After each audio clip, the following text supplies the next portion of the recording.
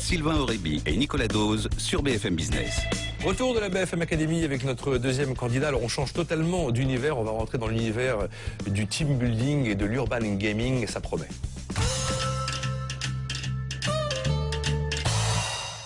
Il s'appelle Martin Tissier, il est donc avec nous cette semaine. Vous êtes le président fondateur d'Urban Gaming.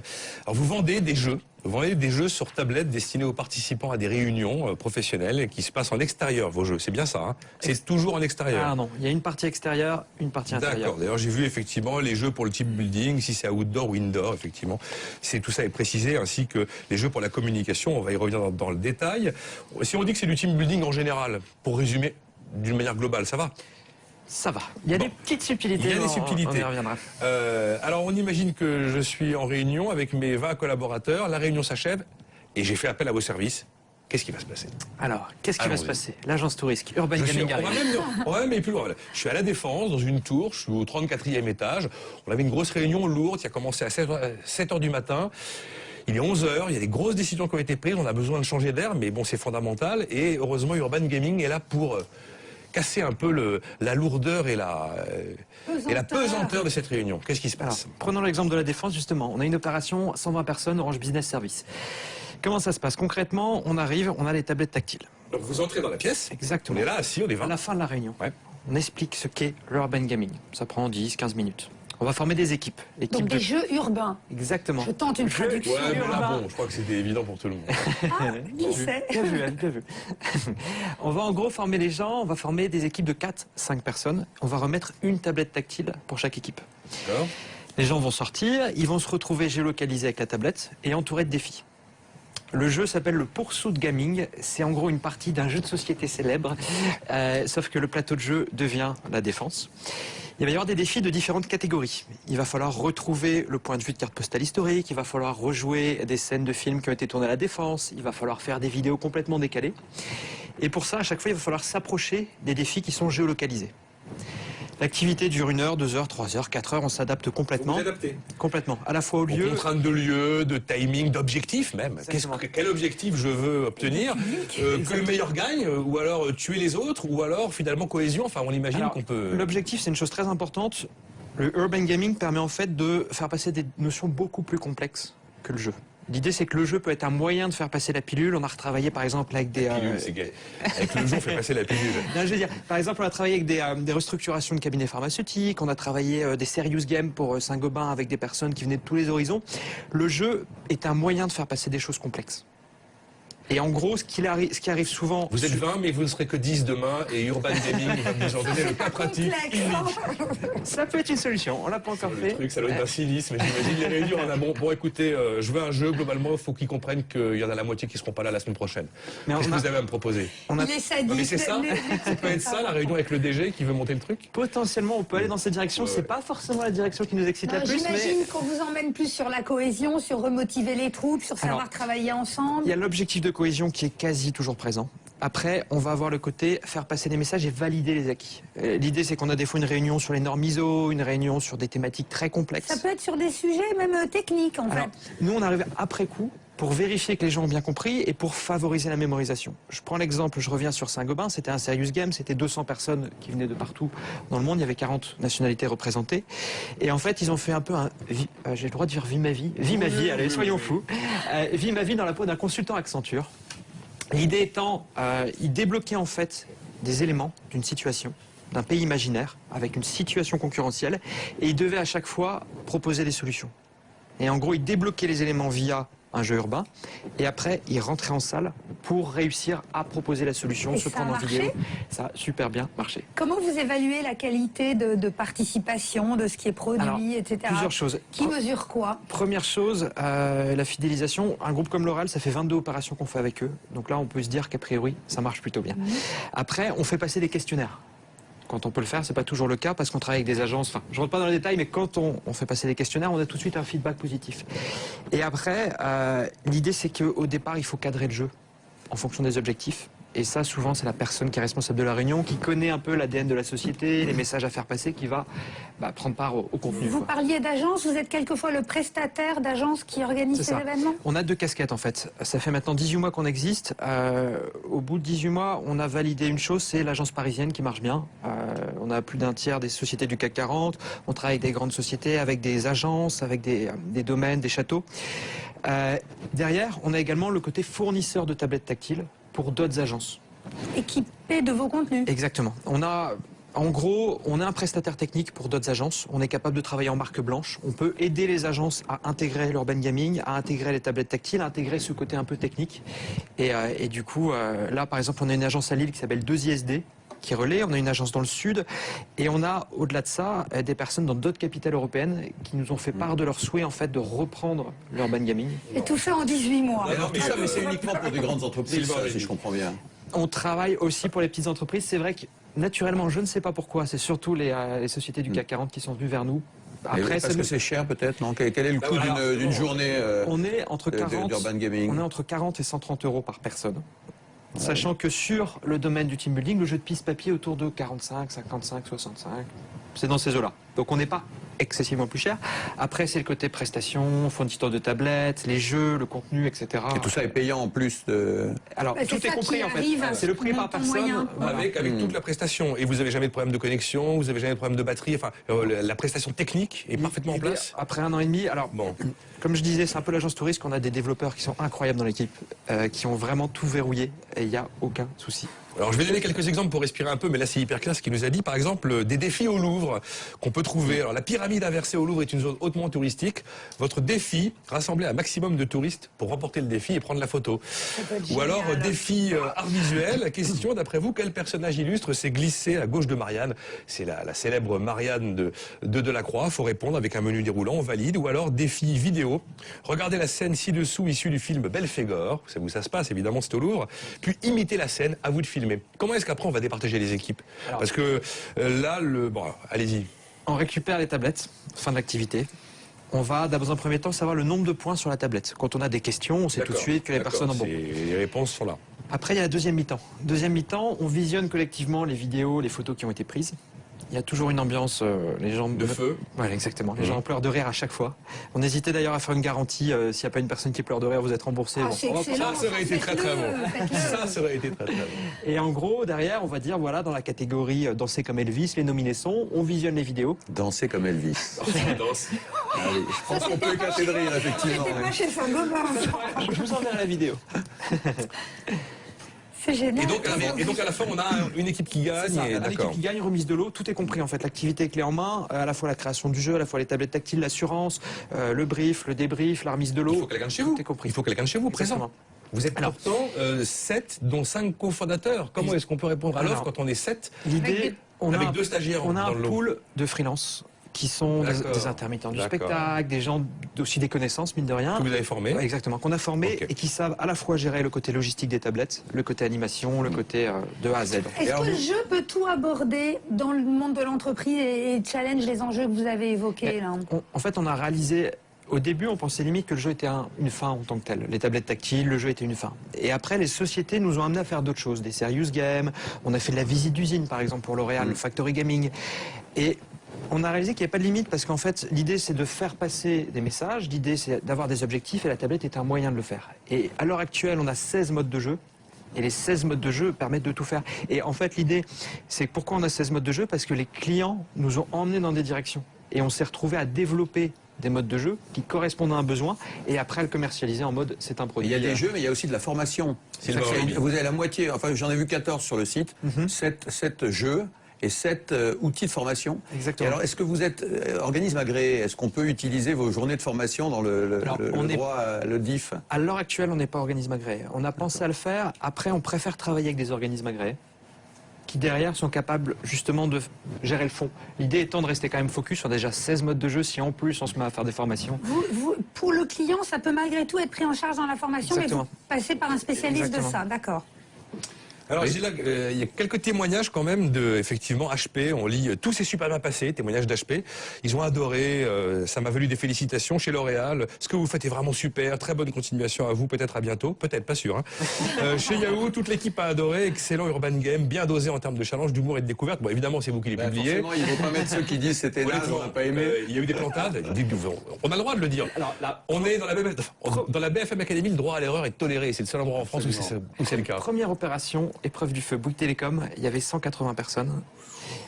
Et là, on s'est dit, waouh, ça va être difficile. Ça s'est super bien passé. Il y a juste une chose qu'on n'avait pas gérée, c'est le multi-réponse. C'est-à-dire que quand il y avait des questions, il y avait une seule réponse à l'époque qui était possible. Forcément, les gens font des fautes, les gens...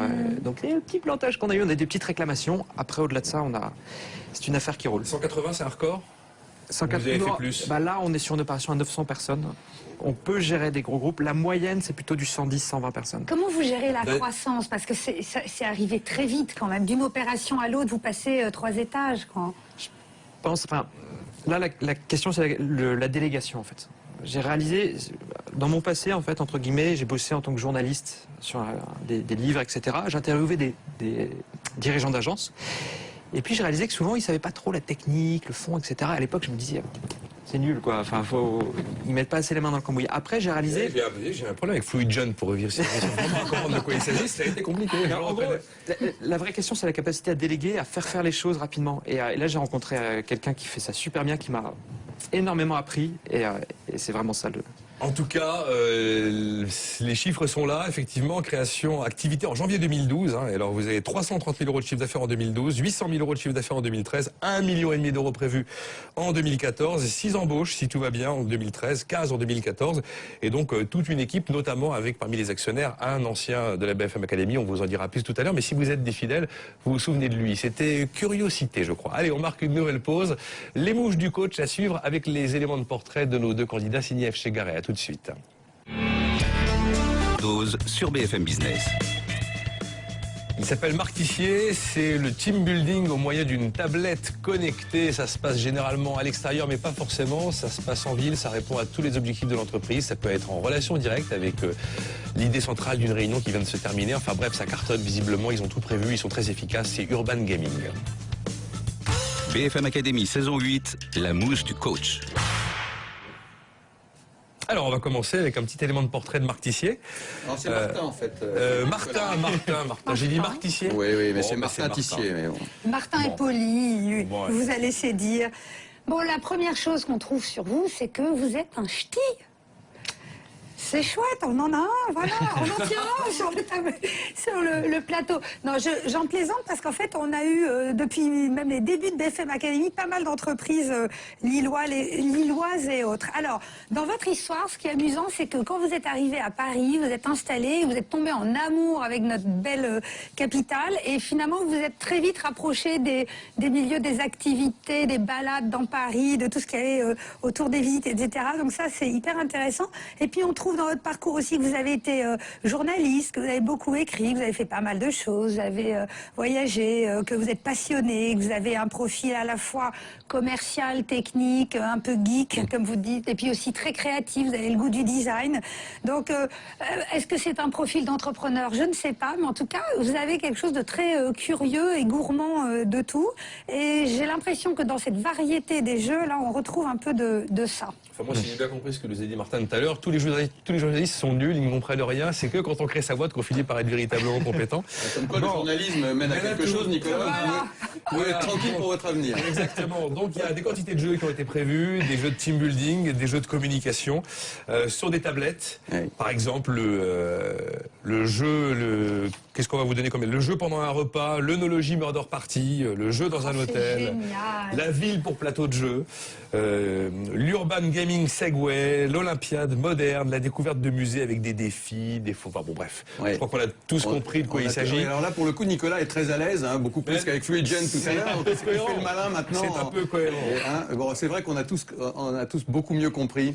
et beaucoup plus rapidement ce que vous faites, ce qui n'enlève rien à votre talent. Je suis très très bluffé par votre parcours, votre opportunisme, au bon sens du terme, parce que vous avez su rebondir, vous avez créé une communauté il y a quelques années. C'était il y a combien de temps, Découvrir Paris? Découvrir Paris, c'était il y a 3 ans et demi, je Bon, pense. il y a 3 ans et demi, vous avez créé cette communauté. Il y a eu des milliers de membres. Vous êtes des 12 ou 13 000 sur Facebook, je crois.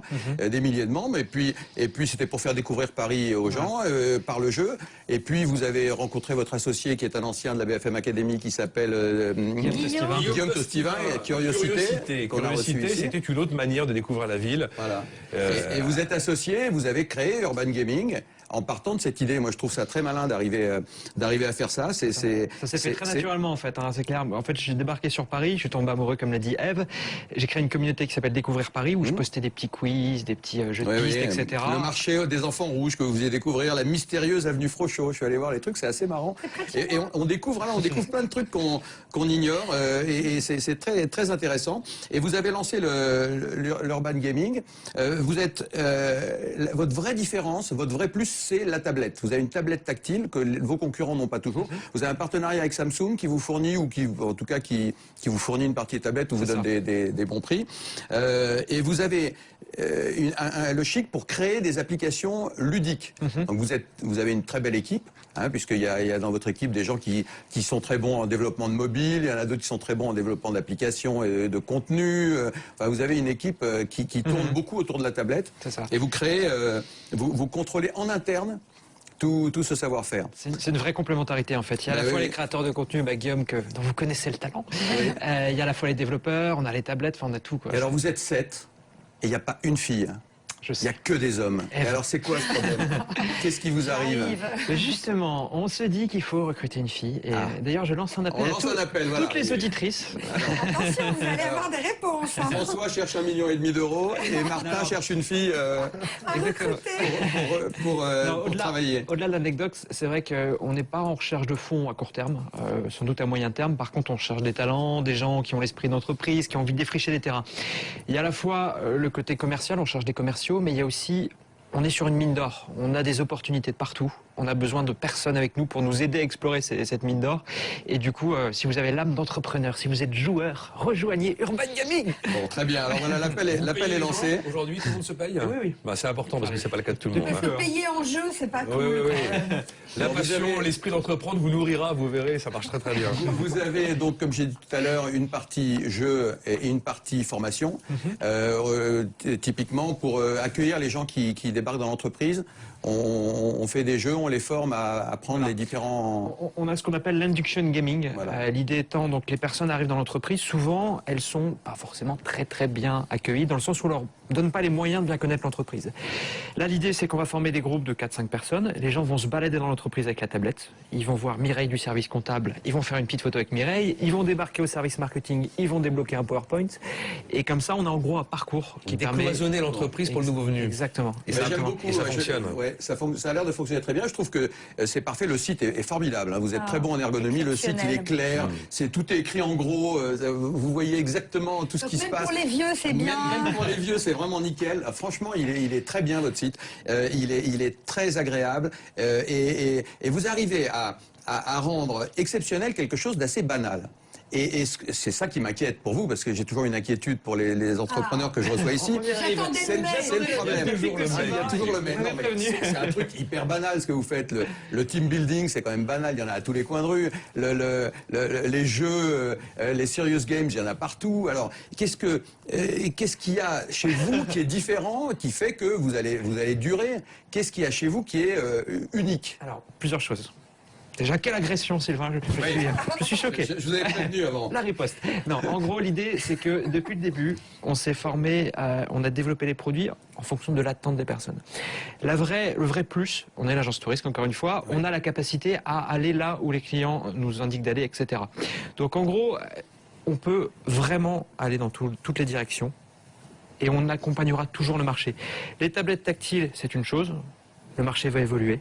Dans 4-5 ans, qui sait, ça sera des lunettes en réalité augmentée, ça sera des choses... Est-ce que vous allez avoir de l'interactivité? Est-ce qu'avec les tablettes, on pourra se répondre, on pourra suivre ce que font les autres équipes? Alors ça y est marche déjà. Est-ce qu'on peut imaginer d'avoir des équipes à l'étranger, des filiales Est-ce que vous avez ce type de développement? Parce que moi, ce qui m'inquiète aussi, c'est le next step. Qu'est-ce que vous allez faire après? Qu'est-ce que vous allez créer de nouveau qui va nous épater dans les années qui viennent? Alors là, il faut savoir qu'on a ne serait-ce que la roadmap des développements.